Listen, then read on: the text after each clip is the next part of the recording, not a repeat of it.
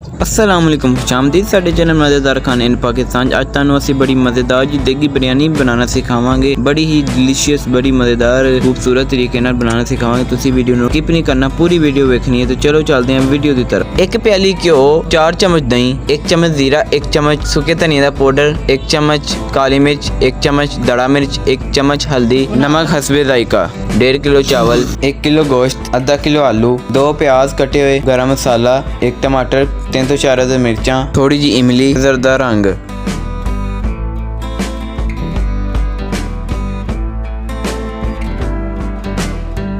सब तो पहले तुसी चावलों नू चंगी तरह धो लेना है।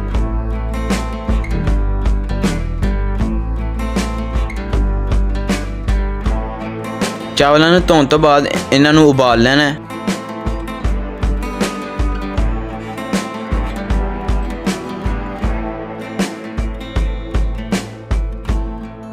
लो जी चावल साडे उबल गए ने ते इन्हां नू किसी चीज़ विच कढ़ देंगे। हुण एक कढ़ाई दे विच गोश्त पाना है, उहदे विच आलू पाने हैं, उहदे विच गरम मसाला पाना है,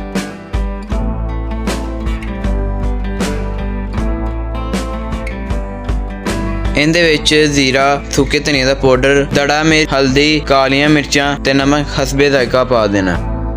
उस बाद थोड़ी जी इमली, 4 चम्मच दही तो 2 कटे हुए प्याज पा देने, 1 टमाटर कटे हुए तो 4 मिर्चा, 1 नींबू का रस पा देना।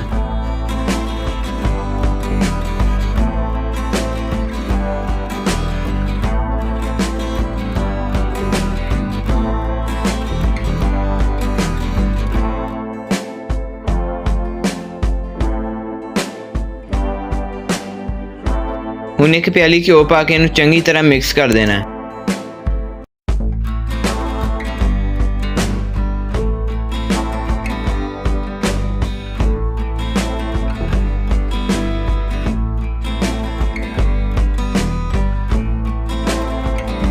उस तो बाद इन्हू तुसी पका लेना है दरमियानी फ्लेम दे उत्ते।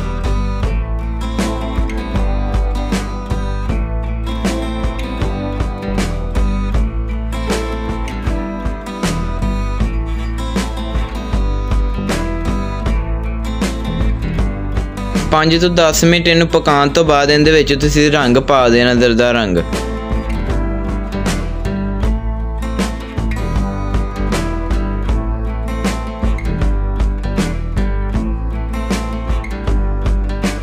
हुण एक पतीले दे विच तुसीं उबले हुए चावल पा लेने ते उहदे उत्ते सारा सालन पा देना ते उहदे उत्ते फिर तुसीं चावल पा के ते उत्ते थोड़ा जिहा रंग पा देना ते इहनू दम ते चढ़ा देना।